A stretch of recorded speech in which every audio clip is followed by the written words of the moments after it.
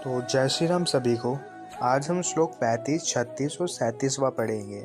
श्लोक 35वां कुछ इस प्रकार है। एतानन् हनुमतिच्मे धन्तव्ये मधुसूदन अपि त्रैलोक्य राज्यस्य हेतुः किन्नु निम्नकते। जिसका तात्पर्य यह है कि अगर आप युद्ध करने का निर्णय लेते हैं तो क्या आप कह सकते हैं कि मैं इस शत्रु को मारूंगा उसे नहीं। युद्ध में तो हर कोई एक सैनिक होता है और यदि वो शत्रु पक्ष से है तो आपको उसे मारना ही है। यही दुविधा अर्जुन की है जो वह बता रहे हैं। है मधुसूदन, मेरे मारने पर अथवा तीनों लोगों के राज्य के लिए भी मैं इन सबको मारना नहीं चाहता, फिर पृथ्वी के लिए तो कहना ही क्या है। देखो दोस्तों, तीनों लोगों का राज्य भी अर्जुन को नहीं चाहिए और इन सब के लिए उन्हें उनके अपनों का वध करना पड़ता है, तो यह सब उन्हें नहीं चाहिए।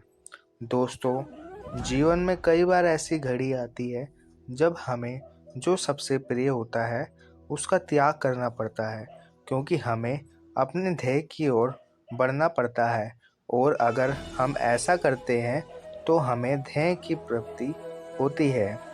तब क्या हम अपनी सबसे प्यारी चीज को छोड़ सकते हैं?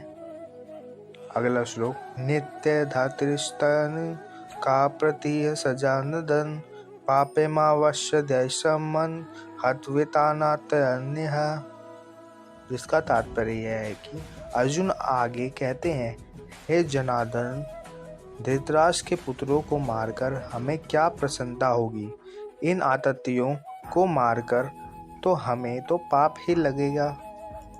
शत्रु पक्ष में चाहे आताई बुरे लोग ही क्यों न हो, लेकिन है तो अपने अपनों को मारकर और अपनों को दुख देकर केवल पाप ही लग सकता है, पुण्य तो नहीं।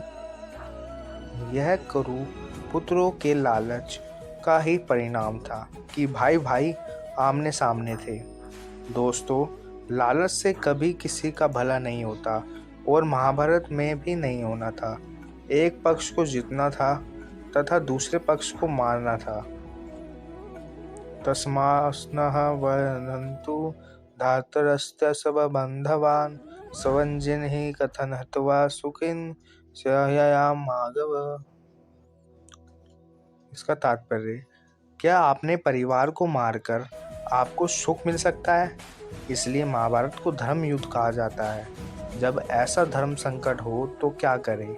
अर्जुन पूछते हैं, है माधव, अपने ही बांधवों को और धृतराष्ट्र पुत्रों को मारने के लिए हम योग्य नहीं हैं, क्योंकि अपने ही कुटुंब को मारकर हम कैसे सुखी होंगे। दोस्तों, जब भी कभी भी आपके सामने ऐसी परिस्थितियां आए जिसमें लालच की वजह से बंटवारा हो रहा हो या झगड़ा हो रहा हो, तो ठंडे दिमाग से अर्जुन की ऐसी हालत के बारे में सोचिएगा और देखिएगा कि दुनिया का सबसे बड़ा युद्ध करके किसको क्या प्राप्त हुआ।